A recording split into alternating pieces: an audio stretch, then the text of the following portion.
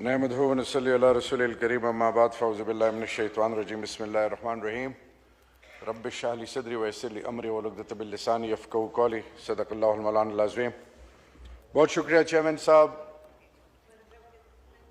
साहब, माहौल बहुत अच्छा है। मेरी ख्वाहिश ये होती कि वो लोग दोनों साइड से जो अब से 1.5-2 घंटा पहले यहाँ मौजूद थे, अगर वो मौजूद होते तो और चीजें शायद पॉजिटिव सिम्त की तरफ जाती। अल्लाह रब्बुल इज़्ज़त फरमाते हैं, मफहूम है कि जो जोड़ेगा मैं उसको जोड़ूंगा, जो तोड़ेगा मैं उसको तोड़ूंगा।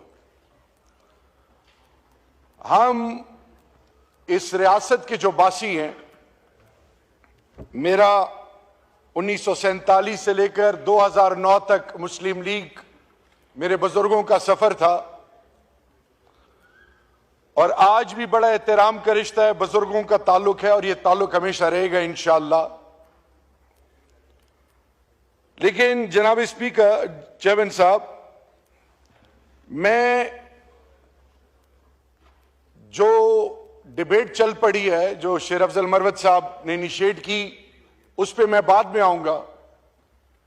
पहले मेरी आपसे रिक्वेस्ट है, आप वाहिद चेयर हैं जो पिछले 6 माह में पारा चिनार में जो हो रहा है उसके हवाले से सबसे पहले मैं आपको खिराज तहसीन पेश करता हूं कि आपने ये कहा कि इस पे डिबेट होनी चाहिए।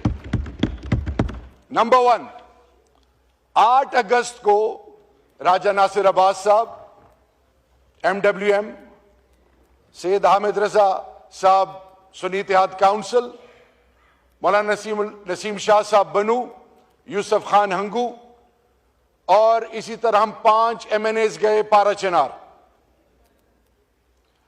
सूबाई हुकूमत अली अमीन गंडापुर साहब ने हमें ना सिर्फ अपडेट किया बल्कि कहा कि मुझे आपने दोबारा फीडबैक देना है। जब हम पारा चिनार गए, चेयरमैन साहब, हमें यह कहा गया कि हम नहीं जानते कि कौन है ये। जमीन का तनाजा जरूर था, लेकिन ये ऐसा तनाजा नहीं था, ये काफी अरसे से चला आ रहा है कि जिससे मासूम निहत्ते लोगों को मारा जाए और बच्चों, 6 माह की बच्चियों के मुंह में गोलियां मारी जाएं,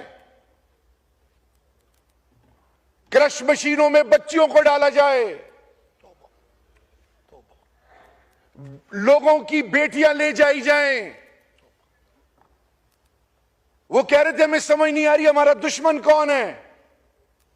हां, टिकटॉक पे एक दूसरे फिरके को ताना दे के वो खुलेआम फिर रहे हैं और वो तमाम मोर्चे जो बनाए गए थे 17 के करीब, उनमें कोई लोग आ जाते हैं, दोनों तरफ फैन बता रहे हैं हम जानते नहीं हैं, फायरिंग शुरू होती है और कुछ ऐसी फायरिंग होती है कि वो असला कभी हमने जिंदगी में ना देखा ना सुना।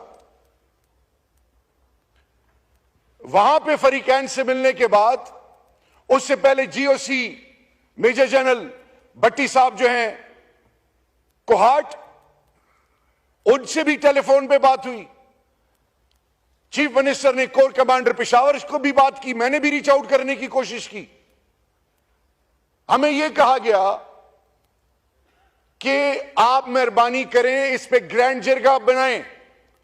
CM साहब ने उनको पेशावर बुलाया, चीफ सेक्रेटरी और कोर कमांडर साहब उसमें मौजूद थे।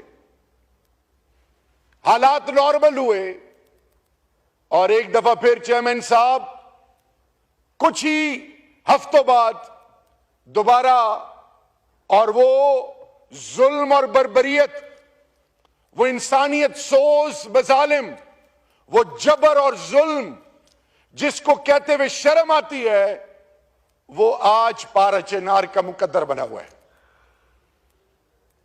लोग आ जा नहीं सकते, अद्वियात नहीं, आपने खुद आज कहा, ये फिगर कम बताई गई है, एक्सेस नहीं है।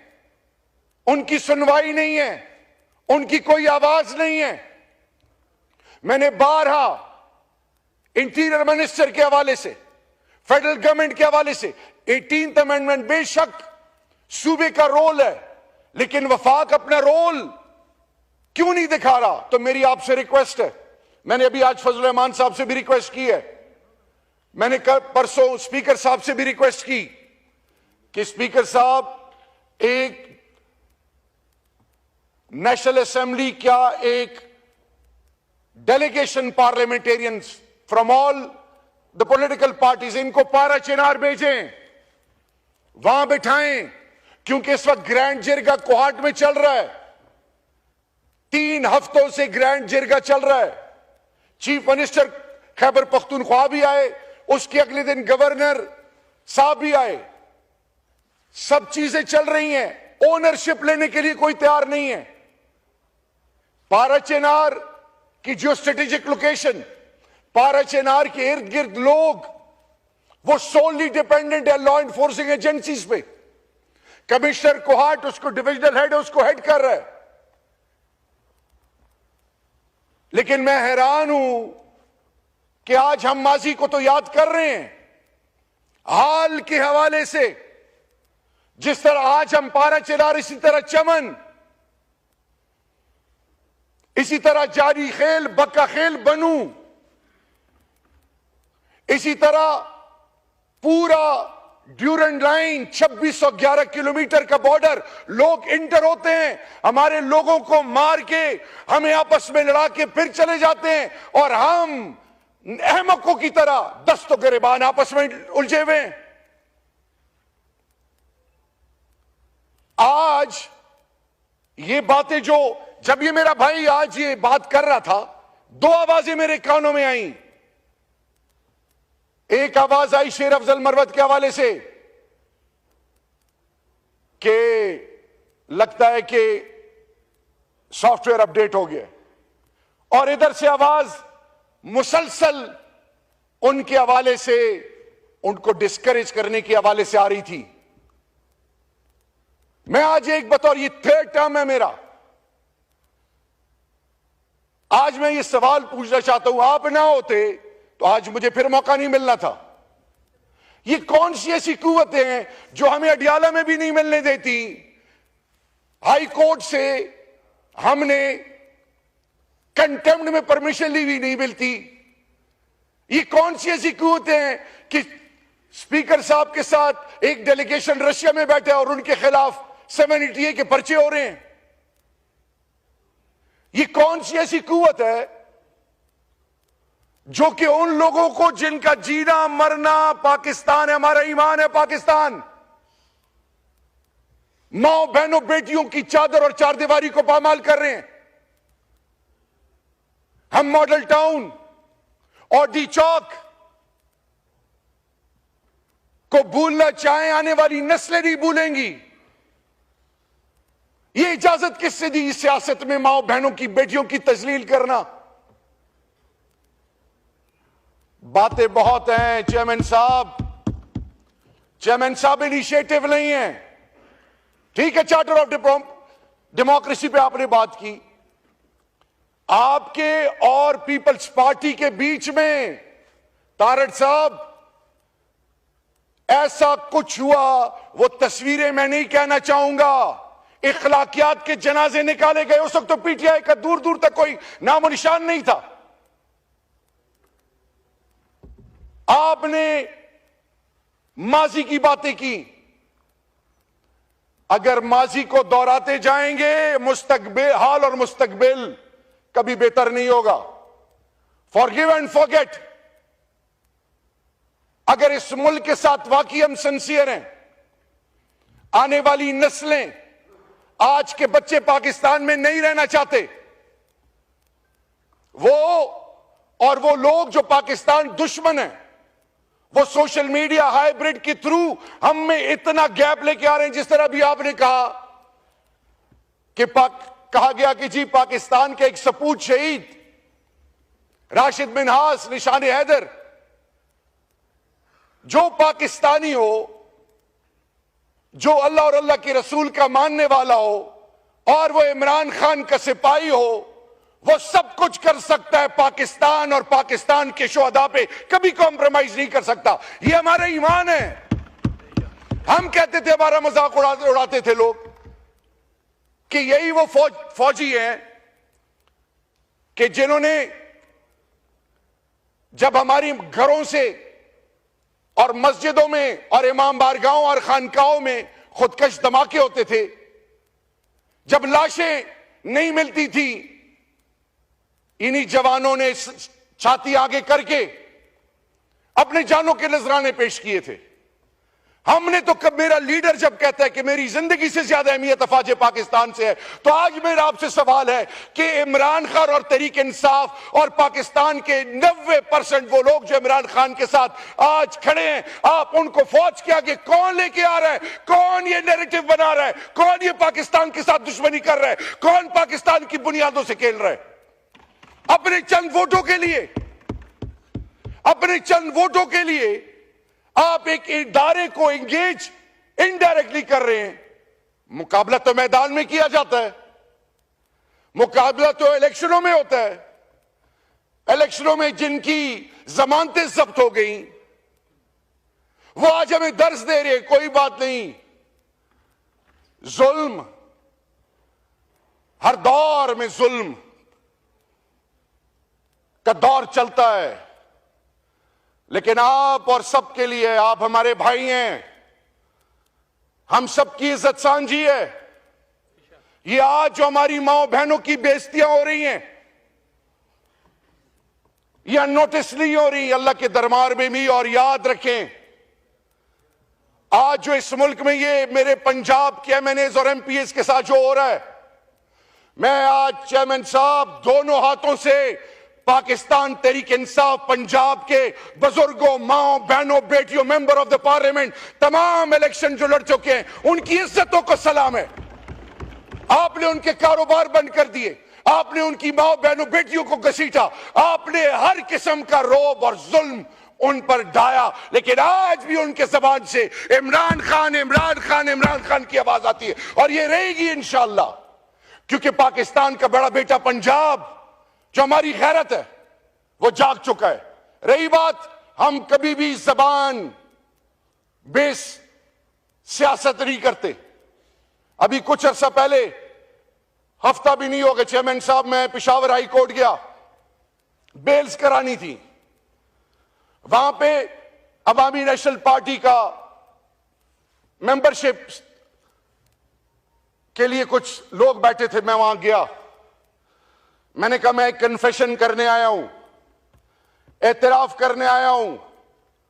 बचपन से हमें यह पढ़ाया गया कि गफार खान खुदा न खास्ता गद्दार था। गफार खान गद्दार नहीं था, गफार खान मेरी धरती मां का वो गैरतमंद सपूत और वो बुजुर्ग है जिसको आने वाली नस्लें इज्जत देंगी। लेकिन आज, to put our house in order, we need to revisit each and everything. आप अगर आज वजीर इत्तलात हैं, विदाउट, वो कहते हैं कैरेट और स्टिक, उस डंडे के अलावा आपको कोई पूछे बिना, आज आपसे एस्टेब्लिशमेंट थोड़ा हाथ पीछे करती है तो फिर देखिए क्या होता है। आज आपने मेरे फैसलाबाद डॉक्टर नासिर जट, निसार अली सरफराज, इनका जीना हराम कर दिया हुआ है। आज मेरे पंजाब के माए बहने बेटियां हर रात कभी एक जगह कभी दूसरी जगह शिफ्ट होते हैं। चेयरमैन साहब, मैंने स्पीकर साहब को कहा रात 11:30 बजे मेरे बच्चे इस्लामाबाद से निकले। ये कौन सी सियासत है?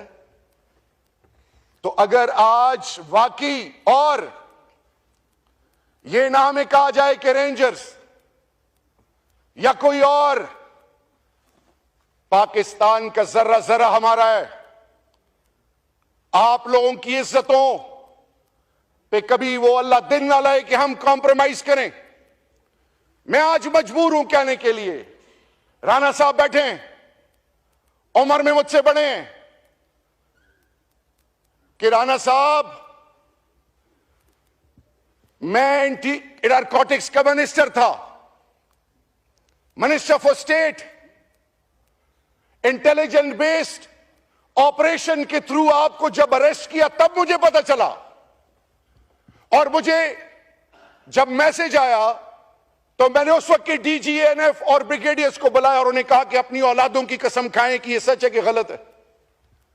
मैं उन डीजी साहब को लेके गया प्राइम मिनिस्टर के पास, यही अल्फाज प्राइम मिनिस्टर के थे।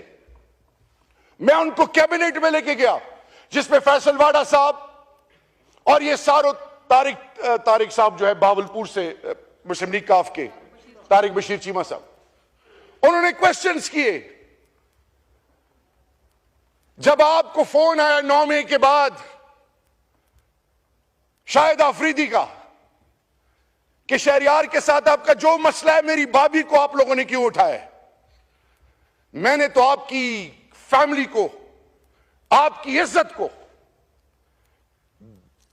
कभी मेरी 7 पुश्तों में मेरी तरबियत ऐसी नहीं हुई कि मैं सोच सकूं, मेरी मां बहनों बेटियों को आप जरा पता कराएं कि मेरी बीवी बेटी के साथ आप लोगों ने क्या किया। मैं चुप हूं। ये बाकियों की जो माएं बहनें बेटियां हैं, राणा साहब आप तो पहले कहते थे कि जनरल बाजवा ने मेरे ऊपर केस बनाया था, मुझे ख्वाजा साद रफीक ने हाथ से पकड़ा, मैं उलझना चाहता था। अभी आपने कहा कि जी इमरान खान ने उसको कहा था। आज नीनल नामों के नीचे हैं। मुझे मेरा उस वक्त भी मजाक उड़ाया गया था जब मैंने कहा था कि नीनल नामों के नीचे खड़ा हूं, अगर इमरान खान मैंने इनके खिलाफ ये मुकदमा बनाया हो तो अल्लाह हमें ईमान की मौत ही ना दे, तब भी मजाक उड़ाया गया था। मैं आज इतने अरसे बाद भी ये कह रहा हूं, आज आप पॉलिटिकल एडवाइजर हैं, आज आपके पास इख्तियार हैं, इंक्वायरी करें, तहकीक करें, बताएं कि किसने आपके खिलाफ ये पर्चा काटा था।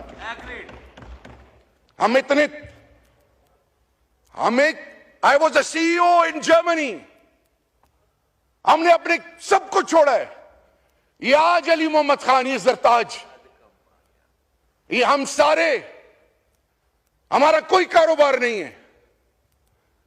मेरे ऊपर जब पीडीएम की गवर्नमेंट आई, मुझे कहा कि जी इंटीरियर में, कश्मीर कमेटी में, नारकोटिक्स में, सेफ्रॉन में तुम्हारे खिलाफ सब चीजें ढूंढी जा रही हैं, पाकिस्तान से चले जाओ, तुम पे हाथ डालेंगे। मैं 16 मई को अपनी बीवी और बच्चों के साथ अपने घर में था, बगैर किसी असले के, ना तब भागा था ना अब भागूंगा, आखिरी वक्त तक इमरान खान के साथ और पाकिस्तान के साथ खड़ा रहूंगा। ये हमारा ईमान है। लेकिन राणा साहब आज आप मेहरबानी करें, बताएं ये कौन लोग हैं जो हमारी मां बहनों की तजलील करते हैं। आपकी बीवी, मेरी मां, मेरी भाभी, मेरी इज्जत है, जो उनको गुजरना पड़ा, जो इससे पहले पीपल्स पार्टी ने सहा, जो MQM ने सहा, जो आज अख्तर मैंगल साहब मुंह फेरे बैठे में, जो बुख्ती साहब, आज ये पार्लियामान। मैं आपके सब्र को दाद दूंगा। 11 सालों में अपनी हुकूमत में भी मुझे किसी ने इतना, मैं सिर्फ इतना कहना चाहूंगा चेयरमैन साहब, आप और ये ऐवान गवाह रहेगा, हमने बड़ी मार खा ली है। मैं अपनी बेटी के साथ गया था तो एज इंटरनेशनल स्टूडेंट उसका बैंक अकाउंट पाकिस्तान और मेरे नाम से जब आया, इट टुक 7 वीक्स। क्यों? रास्ते बंद हो रहे हैं हम पे। आपस की लड़ाई में हमारा वो जिसको 45 साल गले से लगाया, और अफगानिस्तान हमारी इज्जत है, गैरत है, हमारा भाई है, उसके जवान क्यों मुतनफर हो रहे हैं? ईरान और पाकिस्तान एक दफा फिर दूर क्यों हो रहे हैं? सऊदी के अंदर वो पॉलिसीज क्यों आ रही हैं मेरे मुल्क के हवाले से? यूएई के अंदर कुछ तो है जिसके लिए हम जिम्मेदार हैं। क्या वजह कि पार्लियामान पे हमला होता है, मेंबर ऑफ द पार्लियामेंट्स को पार्लियामान से उठाया जाता है। 342 के पार्लियामान में अपर और लोअर हाउस कुछ कहना चाहे भी तो नहीं कह सकते। मैं उस वक्त भी स्पीकर साहब के पास गया था, अयाज सादिक साहब के पास, कि राणा साहब से कहें कि अगर कोई बात है तो मुझे सामने बैठाएं, क्योंकि मुझे कभी अली मोहम्मद खान बताता था, कभी कोई और बताता था। मैं आज राणा साहब बड़े खुले दिल से, आपकी उम्र मुझसे बड़ी, आपकी इज्जत मुझ पर फर्ज है, अगर हमने इस घर को ठीक करना है तो नेक नियति प्रायोरिटी नंबर 1 है। और अगर किसी के जहन में यह है कि गोलियों से डरा देंगे या पर्चों से डरा देंगे, उस रब्बे जुल जलाल की कसम, ऐसी मां पैदा नहीं हुई जो हमें गोलियों और इन पर्चों से डराए। ये हमारा ईमान है, ये अब हमारी जिद है। इमरान खान को इस कौम की जरूरत है, इस पार्लियामान और इस मुल्क के अंदर तमाम पॉलिटिकल पार्टीज के बीच में ट्रुथ एंड रिकॉन्सिलिएशन के अलावा एक यूनिटी और एक नई कमिटमेंट के लिए हम सबको बैठना पड़ेगा। हम सब आपकी इज्जत करते हैं, लेकिन ये कैसी इज्जत है कि मुझे आप कहते हो कि हम बनी गाला गए और फिर मां बहनों बेटियों पे हाथ डालते हैं। ये कैसी इज्जत है कि आप मैसेज भिजवाएं कि तुम्हारी बेटी 14 और 15 साल की हो गई है। ये कैसी इज्जत है? जो मां और बच्चियां रोडों पे भाग रही हों और इस्लामाबाद F8 की सड़कों पे, और ये अगर ना होता तो मेरी 7 पुश्ते भी मुझे माफ ना करती। ना करें, इस हद तक ना जाएं। चेयरमैन साहब इनको बताएं और सुनने वाले सुन लें, इस हद तक ना जाएं। आप कहते हैं आप रेड जोन में आए थे, आपने हमारे बंदे भी शहीद कर दिए, जख्मी भी हो गए, पर्चे भी हमारे खिलाफ कर दिए, क्या क्या करने जा रहे हैं। तो वो ये तो 60-70 साल की जिंदगी अल्लाह के दरबार में, फिर आप क्या करेंगे? मैं आखिर में, एक पॉलिटिकल वर्कर, एक खान के सिपाही और एक पाकिस्तान का बासी होने से ये मेरा, चेयरमैन साहब आपसे रिक्वेस्ट है, क्योंकि मेरा आपसे इस कुर्सी पे बैठने से पहले आपके बारे में मेरी एक और परसेप्शन थी, लेकिन आप वाकई जब आप जीए भुट्टो कहते हैं तो लगता है आपकी भुट्टो साहब के साथ कमिटमेंट है। आपको उसकी कमिटमेंट की कसम, अगर आप इस कुर्सी पे बैठे हैं और ये डिबेट चल पड़ी है और आपकी पार्टी के बगैर ये हुकूमत 1 इंच आगे नहीं जा सकती, वो अलग बात है कि अब इसके बाद टेलीफोन आने शुरू हो गए हों। अगर आप वाकई भुट्टो साहब के सिपाही हैं, इस इनिशिएटिव को या मत रोकें, लेकिन इस इनिशिएटिव को ये ना समझे कोई कि ये हमारी कोई कमजोरी है या डर है। पहले 9 मई के हवाले से हम कहते रहे कि जुडिशियल इंक्वायरी बनाएं, अब हम 27 मैसेकर के हवाले से कहते हैं कि उन शहीदों के घर जाएं, उनसे माफी मांगें, उनके बच्चों को ओन करें। हम आपके साथ खड़े होंगे। आए एक नया स्टार्ट लें, आए ये साबित करें कि कौम गैरतमंद कौम है, ये कौम अपने जर्रे जर्रे की हिफाजत जानती है, ये कौम हर लेवल पे जा सकती है, लेकिन ये कौम कभी भी अपने पाकिस्तानी को खून में लथपथ नहीं कर सकती। अल्लाह हमें हिम्मत और तौफीक दे और अल्लाह वो सहर हमें नसीब करे कि जिससे मेरे मुल्क की इज्जतों में इजाफा हो। और मैं आज आपसे, ये जो रिग्रेट है ना, ये अंदर अंदर मार देता है। भुट्टो साहब के हवाले से एज मेरे भी वो आइडियल रहे हैं।